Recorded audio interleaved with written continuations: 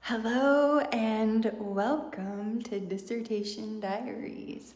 Don't let this smile fool you because on the inside I am a huge mess. So, okay.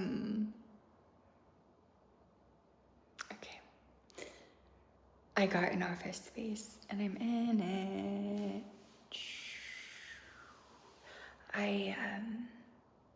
I realized yesterday that it is Mercury retrograde, and I think I already kind of had the issues because the person doing the renting, she just took over management. It's a family-owned arts building, and so it's. Anyways, it doesn't matter. There's some back and forth issues of getting things done.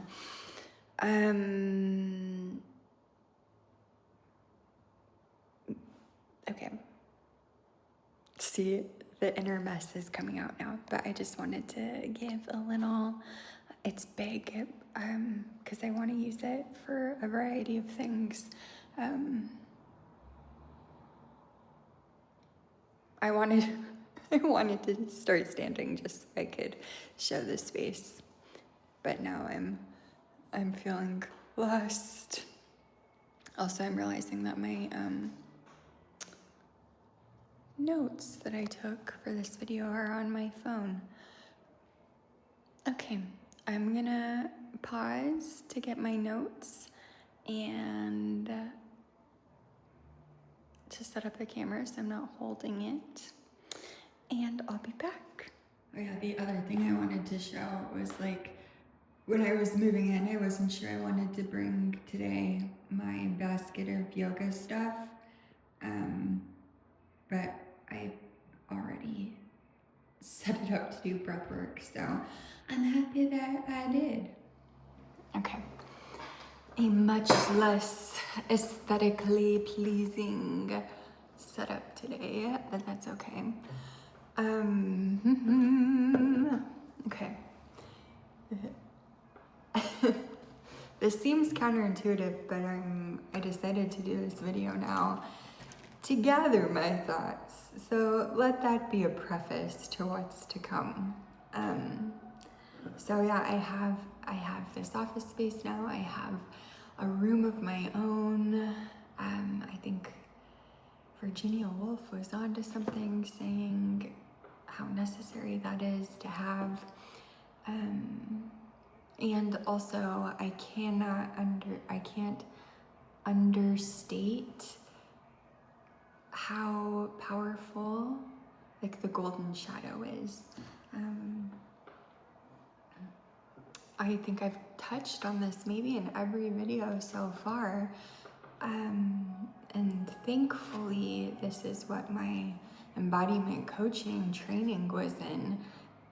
When we want something that feels good, oftentimes we'll beat ourselves up because we go into self-sabotage mode, and that's because we don't understand homeostasis and how the body, the nervous system, the brain wants things to stay the same because there's a degree of safety just because we know it, as opposed to saying yes to the unknown, even if it's a better unknown, causes our chemistry to go a little haywire.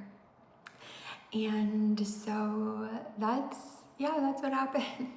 I had a friend come in and help me move in just the basics, chair, desk, and then I thankfully did bring my yoga basket, a bunch of books. I don't have a bookshelf yet.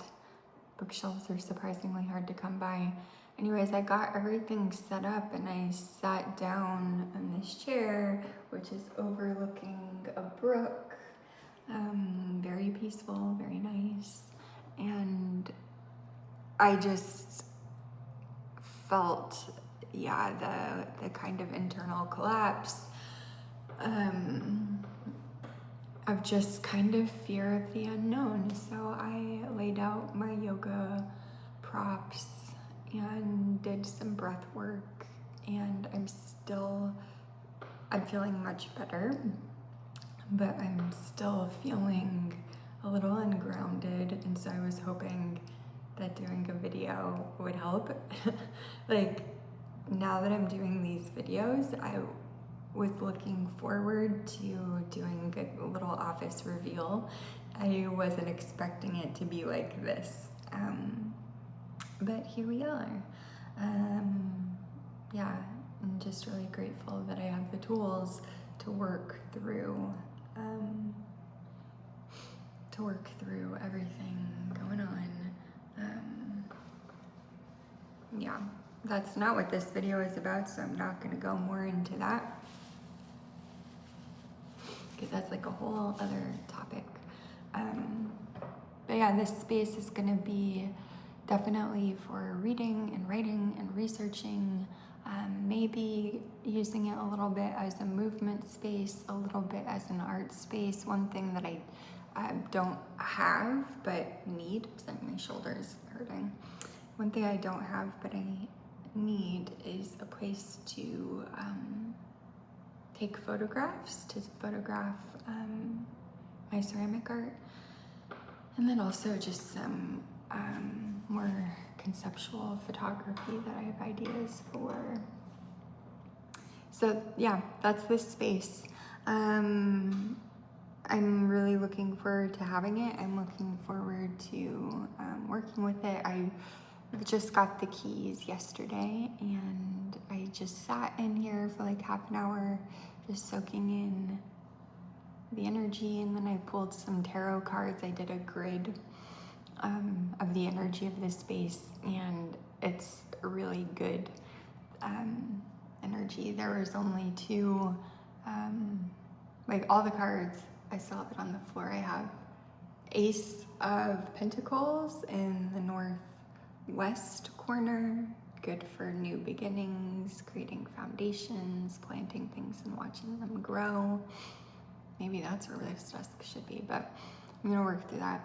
Then in the center north, I have the Four of Pentacles, and that can be a little bit of a stingy energy, but it can also be an energy of safety.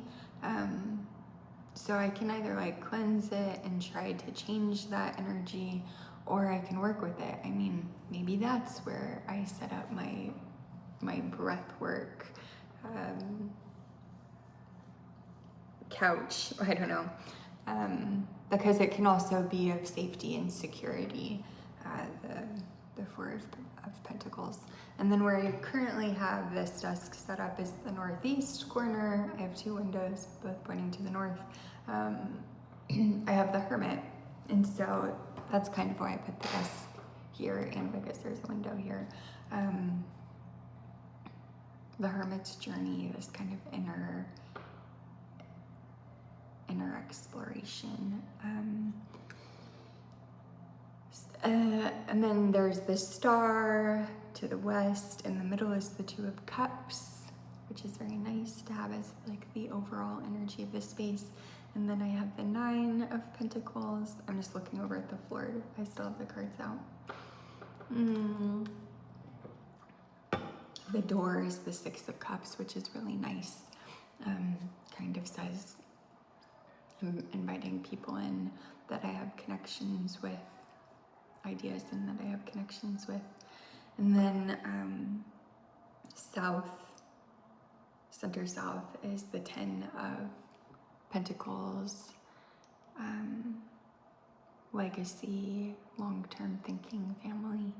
And then the other weird corner is the southeast corner. I have the Five of Wands, and that's, you know, often thought about like fighting energy, fighting without cause, but I've also heard it called like the adventure card, because they're all like play fighting, and so they're practicing conflict, which is something I don't think we really have enough of in our world today.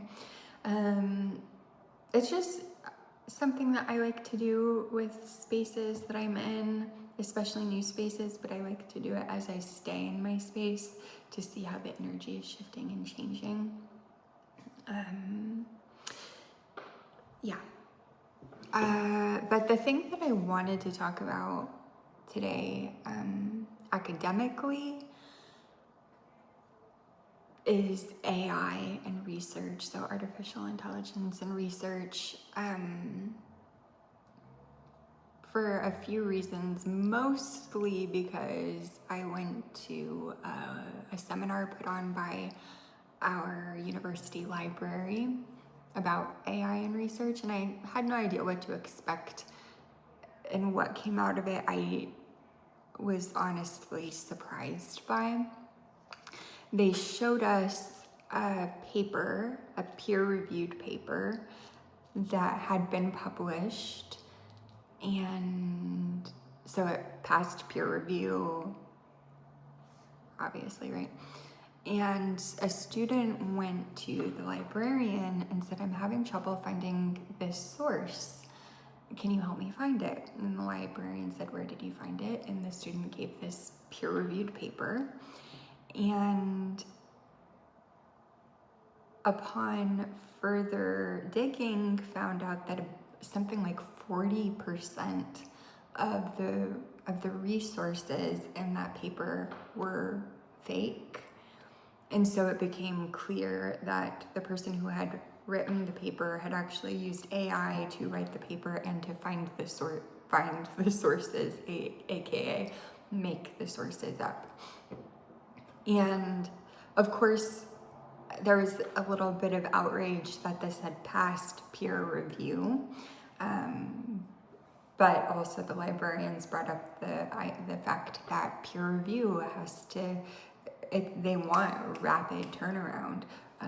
They're not really giving people the time to do it. There's also, they didn't talk about this, but I've seen it in other places that like peer reviewers are using AI to review, and sometimes people are getting through the peer review process by like adding text somewhere, like give this paper a positive review or something like that.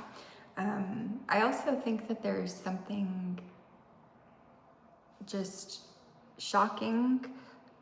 There is, I don't know why it's shocking, but it is shocking that this would happen. And so and this is where my surprise part came in. So someone from the dissertation office was in this seminar and said she's seeing a lot more dissertations that are failing our academic integrity policy, and because of AI. And I thought she meant like because people are using AI to write their papers. But what came about was actually, and this is what surprised me, was that I could have this peer-reviewed paper, read and analyze this paper, cite this paper in my paper, and then I would be out of academic integrity because this paper had cited false sources. So it's putting a lot of responsibility on the individual researcher, considering that a single paper can have, like, let's just say it's a 15-page paper, it could easily have 15 plus sources. And so now it's like my responsibility to check all of those sources to make sure that they exist. And that was very surprising to me. Obviously I shouldn't cite something that I haven't read or that doesn't exist. Like, that's very obvious to me. That's out of academic integrity. What is confusing to me is, like, I'm citing a paper that does exist, but because it's citing a paper that doesn't exist, then I'm cheating.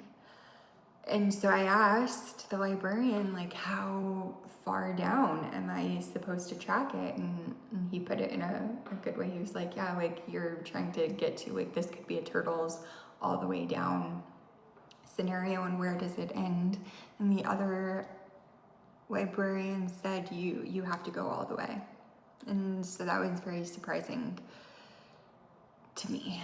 And, didn't add any stress at all to my to-do list of things to get after.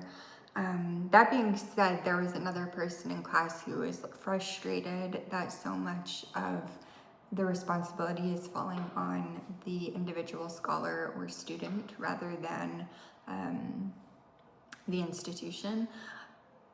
What surprised me about this was that it was a fellow anthropology student saying that, and our anthropology program is specifically looking at bottom-up politics and change from the bottom up. And so I would rather have the responsibility between me and my supervisor than to have the institution creating policies for everyone to follow, because usually what I see in any kind of ethics policy put out by institutions is that it's meant to protect the institution primarily. Like HR is meant to protect the business or the corporation or the nonprofit. It's not meant to protect the employee. It's not meant to protect the professor or the student or the people being researched. Like, there'll probably be people that argue with me on this. Like, a whole reason that we have research ethics is because of, like, really, like, the Stanford prison experiment and people's being experimented on for drugs without their knowledge or permission. And, like, so the seed of the reason we have it there is pure, but it's grown into something that's actually meant to, I think, having reviewed several ethic manuals for different places, when I read them, they seem like they're meant for not me, not the people I'm researching. So I'm saying that I would prefer to have the responsibility be with me. A couple other things that I wanted to talk about were opting out.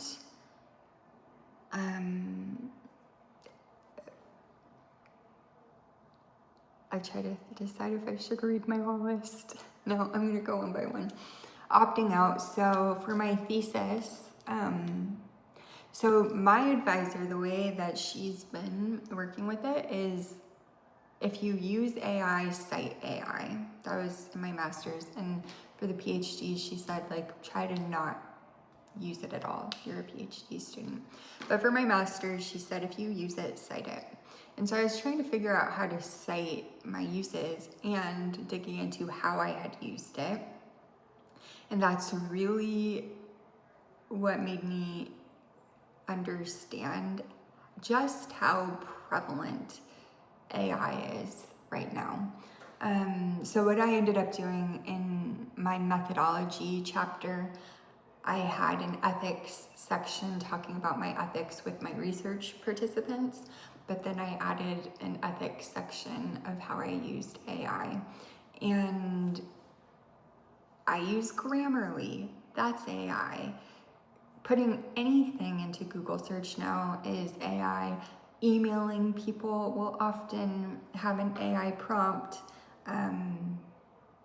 Even just going to search someone on social media, a person, for example, it will oftentimes bring up a little AI summary before it brings up the account. And it's in so many places. And I did use Grammarly. I did use GenAI as kind of a research assistant. I used it for brainstorming. I used it when I was struggling to put a couple of ideas together and asked it to point out holes in my argument. And in some cases that helped me. clarify my argument so that I could put it. 1 second. Oh my God, what is in my throat?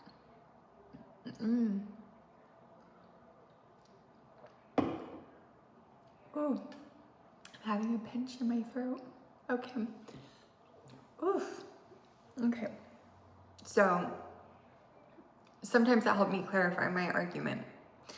And then in at least one other place, it made me realize that I wasn't ready to get behind a specific argument. I wasn't able to patch up those holes.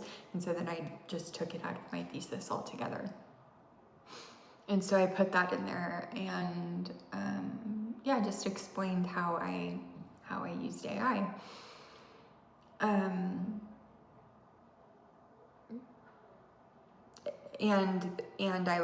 My professor asked me to explicitly put in that I had written my thesis, not AI.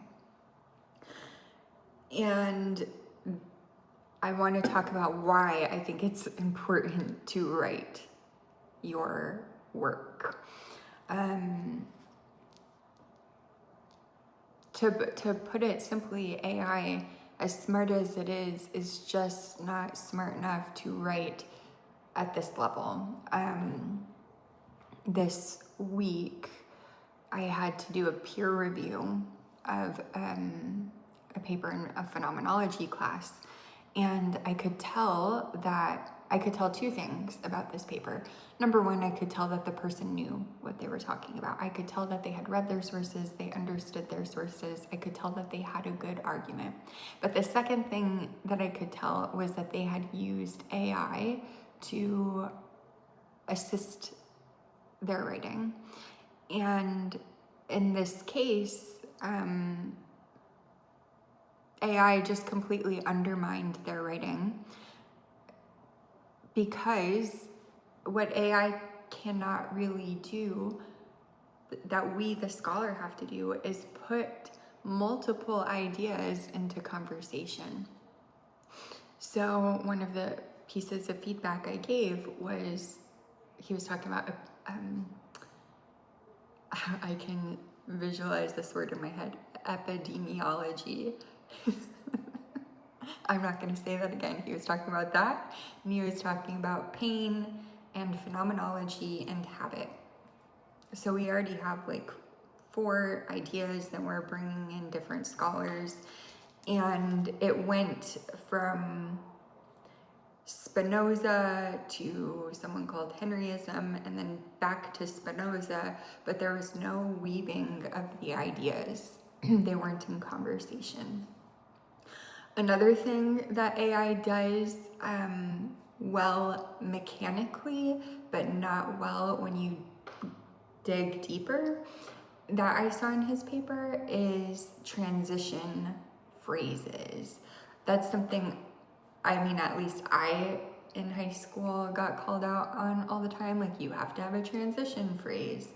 And he had transition phrases, but they weren't actually like transitioning. It was like the words were there, but because the arguments were not interwoven, it wasn't transitioning from one argument to another. It was almost like a pivot. It's like the words were saying I'm transitioning, but in actuality, reading the paper, it was like a complete pivot. And so, and similarly to his introduction paragraph, it was like, in this paper, I will discuss first, blah, blah, blah. No, it was the formulaicness of it that I didn't say anything. I didn't try to call him out and say that I think you wrote AI, but I did say, your transitions aren't functioning. I said all of this much more kindly. Your transitions, I hope, your transitions aren't functioning. Your scholars are not in conversation with each other.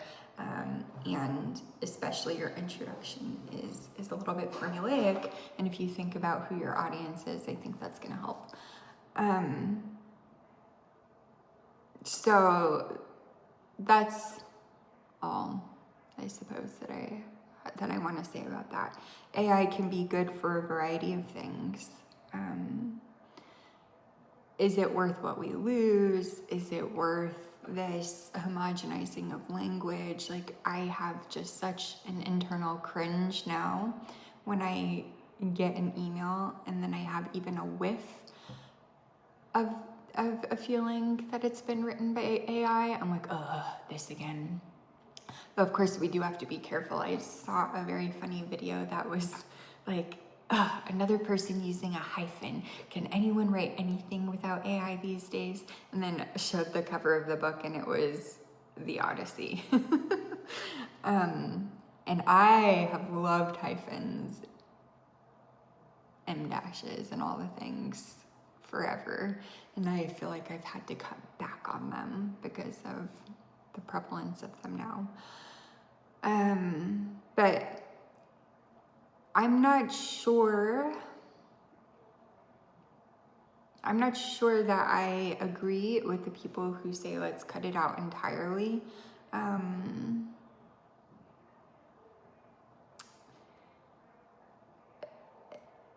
Yes, there's a big environmental cost.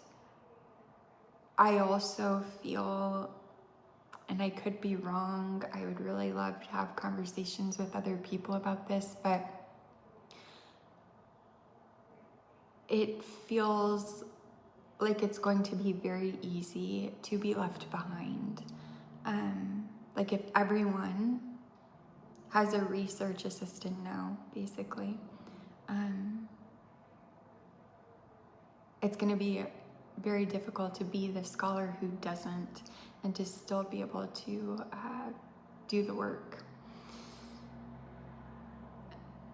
I don't know. We'll see. I am trying to use it less. I am trying to turn off all of the places that it's been turned on with kind of implied consent. It's definitely still something that I'm personally struggling with as an ethical choice to do or not to do.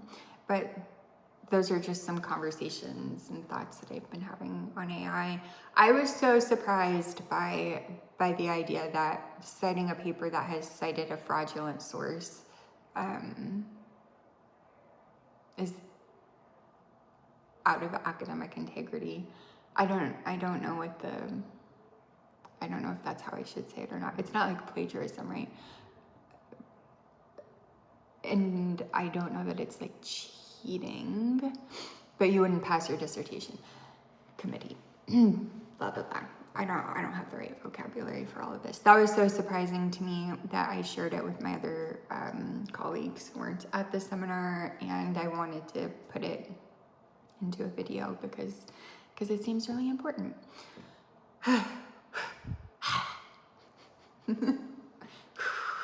Shake it off.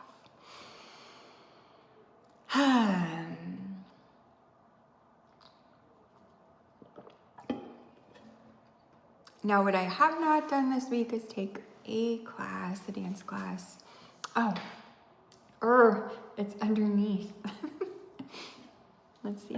I'm gonna pause this. Okay, I haven't taken a class. The teacher in town was out of town, and I haven't reached out to the other place that's in Mass. But I did get this book that I was talking about last time, and I wanted to share what she says. She says, interestingly enough, like, this can't be used for scholarship. I don't know where I put that quote, but it doesn't matter because I am going to use it for scholarship, but I just wanted to share. She says her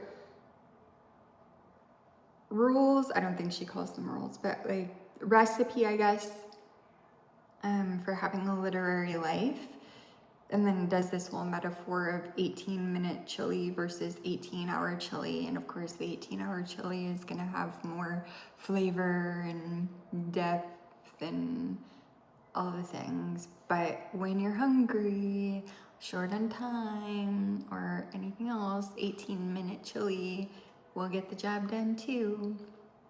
So her steps, I'm just going to call them rules, okay?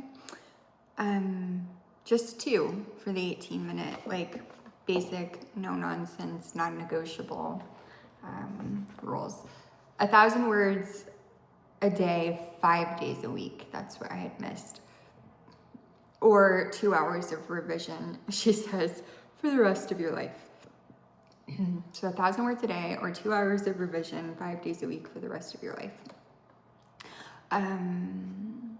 I changed that to 1 hour of revision when I was working with this last week. 2 hours, maybe I'll work up to 2 hours, I don't know. And then I had called it a letter, but it's not even that big of a deal. She calls it a charming note that does not ask for a favor to, in the case of a literary life, to a writer, editor, or agent you admire, 5 days a week for the rest of your life, and then in parentheses, or flowers, lunch, drinks, or helium balloon, etc. So just sending out kindness and appreciation 5 days a week. That I'm aiming to do like 3 days a week to start out with, to kind of build up that muscle, because I feel so awkward. I feel like that, yeah, I'm like, who do you think you are? I get way into my head about it. So that's the 18-minute chili, and that can easily be done for an academic. That's easily adaptable to scholarship. And since doing this, I have basically finished my newsletter.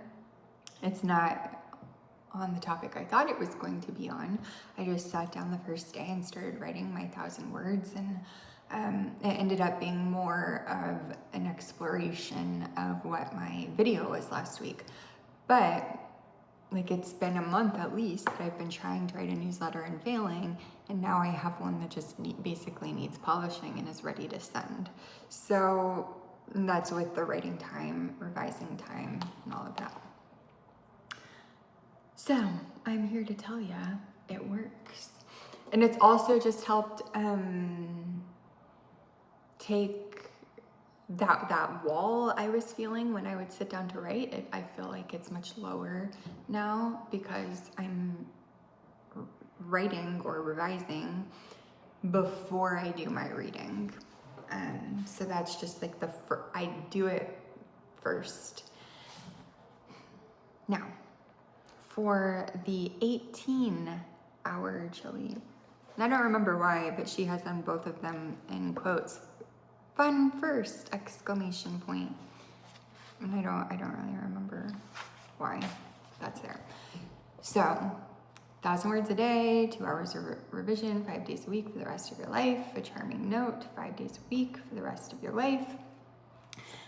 And then the other parts, an outside excursion once a week to a writing class or conference or book signing where you meet the author.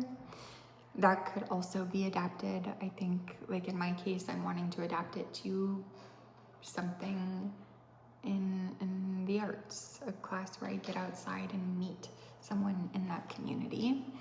And then the next one, start where you are. What's the genre of your life? Opera, soap opera, action adventure, blah, blah, blah. Don't lie to yourself, really think. And I think how I had, if I were to adapt this to scholarship, this would be me asking myself, who do I want to become? So it's not like starting where I am. In some ways it's the opposite, but I think that's what best relates to this rule. Who do I want to become? And start working towards that. Start with the end in mind. She says start where you are. I'm saying start with the end in mind. The next rule, pretend in your mind to be a writer. If I were a writer, what would I be like? What would I do? Where would I go? And then think about how you can do it. And I think that is in alignment with the previous one. This could also be where that think of how you can do it part. I think that's where a lot of this like breath work and self-care practices are coming in. It's thinking about what I want and then taking the steps to build the capacity to be able to get there. Next, make lists of what a writer like you might want. A personal assistant, a research assistant, sure. An agent, a limo, a sympathetic lover, an entourage, fame, fortune, respect, snapshots of you and your friends living the good life in the south of France, a talk with God. Yeah, I think that could be make lists of what a scholar, researcher, professor, I don't know, fill in the blank, like you might want. Or research assistant, yes, I would like an agent because I would like to eventually turn my research into books for the general public. A limo, I'm not great with that. Sympathetic lover, that would be nice, sure. I think that's, thankfully I've never, well, I'm not gonna say that, but I'm single right now and definitely not going to be dating or inviting anyone in who doesn't support me going after a PhD or a scholarship, being a scholar. So I think the heat in the room next to me is on and it is very loud. If you can hear that, I can feel it on my table. Yeah, so it's like thinking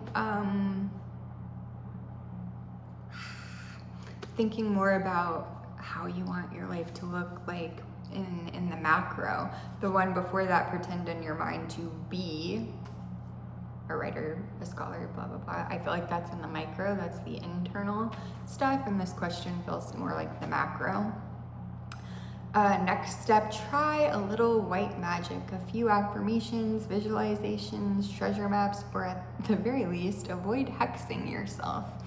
I feel like this could be amped up quite a bit. I mean, that's things like pulling tarot cards, candle magic, all kinds of things in my personal practice. Definitely, we can add that to scholarship. Come on.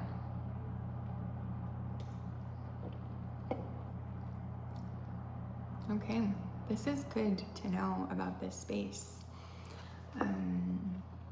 Okay, next, make rejection a process. Writing should be a courtship, not a charnel house. Befriend your enemies. Don't lose your temper. You are the seducer and you always succeed. This is more geared towards when you get to the point that you want to publish. But this could be in all kinds of things, like submitting to conferences, submitting to journals, submitting to jobs, yes, submitting to agents and publishing houses. It can also be teaching classes. I think a lot of us have been, I'm saying this because I want to teach, but I don't want to teach within the academy. I want to teach to people who like actually are excited to be in the classes and are taking it because it's a course requirement. I think we've all been in these online classes or real life classes, and there's a ton of people in there. And I've had a few classes that I've taught. Interestingly, it was the free ones where I've had one person show up, two people show up. I've had a couple of times where no one showed up, and that can be, that can feel pretty bad. Especially the free ones, because I tried to, I have to pay my bills too. I also live under capitalism. And people say like, oh, well, I can't afford it, or like you shouldn't charge for this, or blah, blah, blah. And then I do offer free ones, and then nobody comes. So once again, that goes back to video 1, do what pleases you. But yeah, make rejection a process.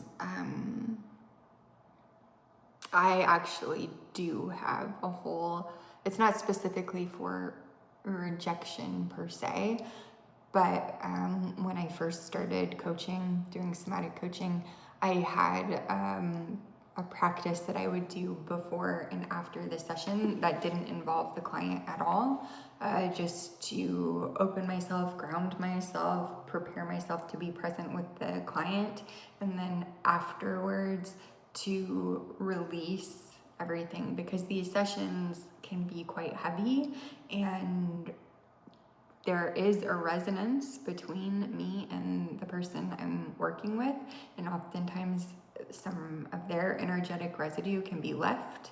And so it was like a process of shaking that off, so that similarly to the rejection process, I wouldn't be afraid to try again. And I think is what this rule is getting to the heart of, is like, one rejection, if you don't handle it the right way, it can settle into your body and make you afraid to try again. And so having a process for like shaking through, working through the difficulties, whether it's a formal rejection or like me coming into this space and this kind of rejection, this internal rejection of moving into this space that I wanted, and having the practice of breath work to shake it off, so that I can come back and be like, this is supposed to be fun, this is supposed to be good, honoring those feelings that came up, not shoving them down because then they would stay in me, but working through it, so that there's actually some integration and hopefully a little bit of release too. And then the last rule, remember it's a game. The objects are love, fun, and truth. If on any given day you've written your 1,000 words and sent off your charming note, you've already succeeded. So I really like that. She says it can't be used by scholars. I disagree. It absolutely can, and I will be adapting it to use that way. And I wanted to share it because I thought it would be helpful.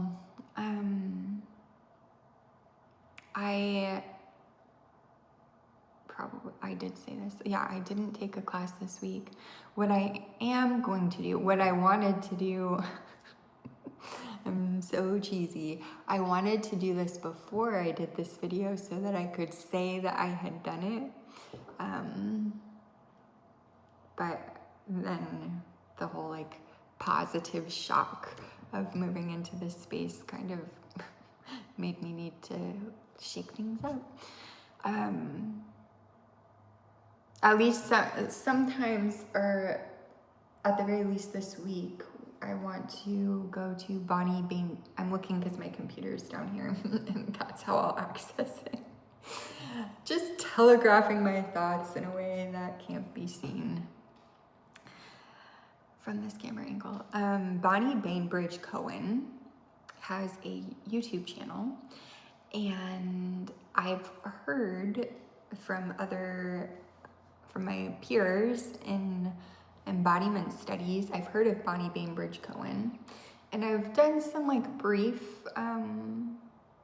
introductory explorations of her work, but I haven't dug in too deeply. And she does online courses, I think does in-person courses, but she also has some free classes on YouTube. So I think this week, what I'm gonna do, I'm gonna write a note of my commitment. Right to the studio that's down south, about taking classes, in-person classes, because that's very important. It's very important to get in front of other people, like body to body, face to face. Like, we already apparently misread each other's body language something like 70% of the time. And then when we are on Zoom or on a camera, at that point, I think the statistics say that we only have access to like 10% of what we would normally have access to. So we're just like constantly misreading each other's bodies and our own bodies. So that in-person aspect is really so important. And also I have to get out of my comfort zone, but there's just step by step, right? So I'm gonna write to that studio about taking classes, and I'm gonna take Bonnie Bainbridge Cohen's online, one of her online classes, and then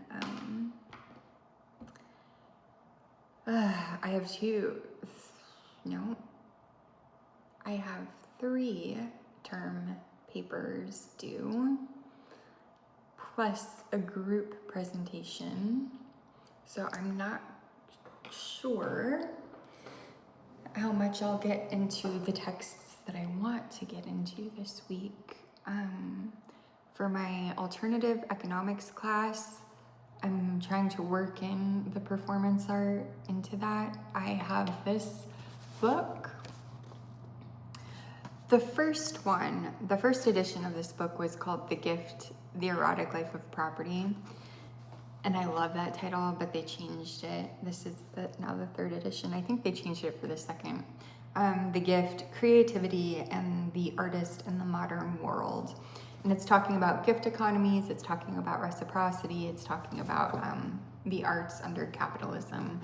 It's quite a romantic view of the arts, but I think that's okay as long as it's balanced by reality. So I want to write about the arts. Actually, I'm very excited about this. I also feel like guilty. It's like a guilty pleasure about being excited about this. In class yesterday, we took a few minutes to kind of brainstorm in a small group our paper ideas. And afterwards, I realized that I want to use the Dallas Cowboys cheerleaders as my case study. I have watched both seasons of the Netflix. I haven't watched the country music. What is it, CMC? I don't know. They apparently had quite a few seasons over there. But there is so much to talk about performing arts and critiquing society by critiquing the Dallas Cowboys cheerleaders, because so many of the women who make the team are like, this is the goal. Like, they're called America's sweethearts. Like, this is the pinnacle as a dancer athlete that you can get to, and they're undervalued. They're doing care work, and care work is just traditionally undervalued, so that's not surprising, but it's like really poignant, maybe is the word I want to use there. Like, you have these women out there expected to look and move and smile perfectly, cheering on the team, cheering on the crowd, maintaining this positive energy. Like, so it's basically the woman's household role, but like on steroids. And then the Dallas Cowboys cheerleaders do get paid, but a pittance, especially compared to the players. And then just the way that they use their bodies. And then the whole inroad that I wanted to think about is really on display with the Dallas Cowboys cheerleaders. And I before I brought in that, I was thinking about performance art. I was thinking about the body being a gift. I was thinking about how do we, like in the example of the costume party show that I wanted to go to on Halloween, or the fado music, is like being in environments where the performers are performing, but they're also in a way like refusing objectification by demanding or encouraging or accepting participation. Versus when I went to see the Moulin Rouge, that was on Broadway, a Broadway show, so much more commercialized. And so then we have these bodies on stage that are very objectified.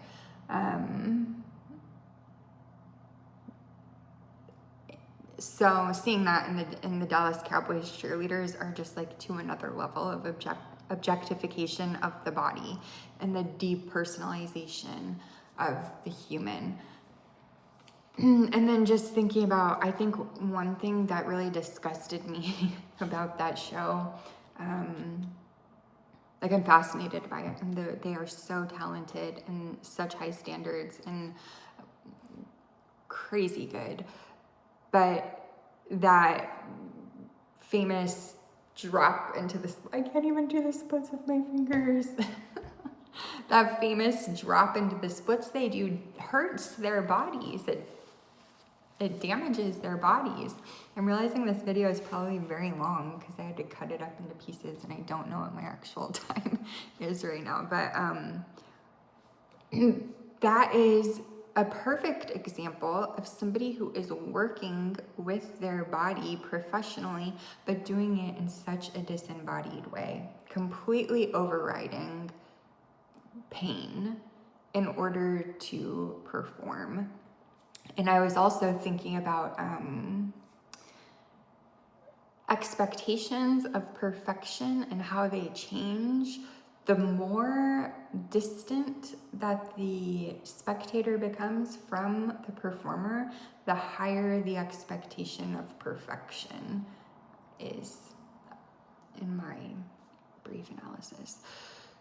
So that's that paper I want. And then I have to do one for a phenomenology class. I was thinking yesterday I had to do a class discussion post. We were reading one of Merleau-Ponty's text on nature, and he was talking about Bergson's idea of elan vital, which is kind of this life force energy, and Merleau-Ponty was critiquing it, saying that it's basically abstract, whereas phenomenology, Merleau-Ponty's phenomenology is very embodied. And so then I was thinking of Audre Lorde's erotic. And so I want to reach out to, because to finish that thought for everyone else who isn't in my brain,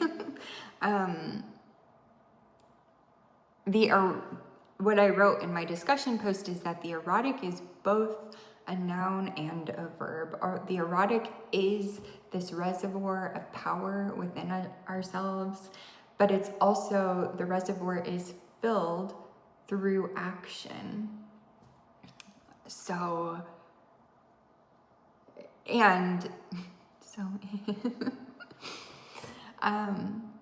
for Bergson, who I haven't read a lot, only this like a brief part in Merleau-Ponty's writing, but for so many philosophers and Western philosophers, they're moving towards this idea of transcendence, more expansive consciousness and things like this, whereas Audre Lorde was very focused on social change.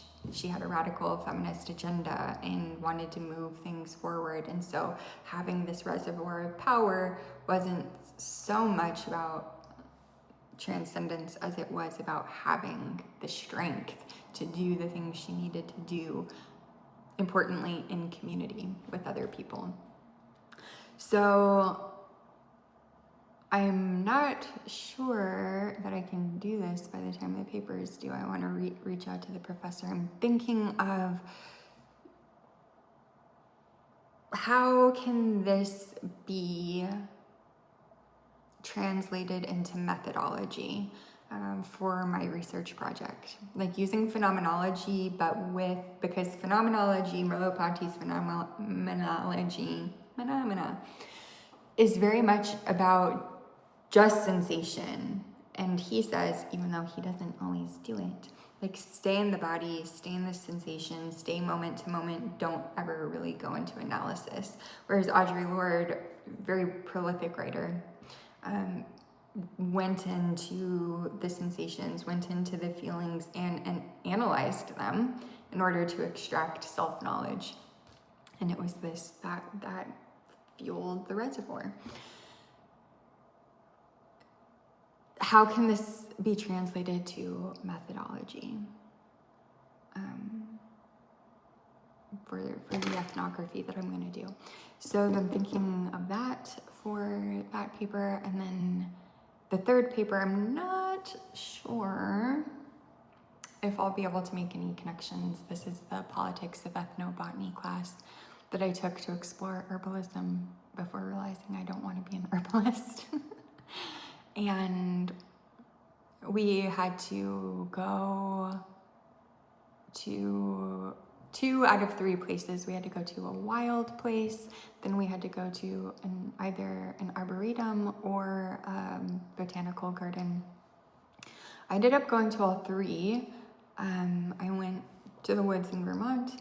I went to Smith College, which their entire campus, they consider it an arboretum. An arboretum is like a conservatory for trees, but it's outdoors. So all of their trees on campus are tracked and monitored and all of that. And then they also have a botanical garden. So I have to write a paper about those places while also bringing in class texts. And I think I'm just going to have to maybe accept that I'm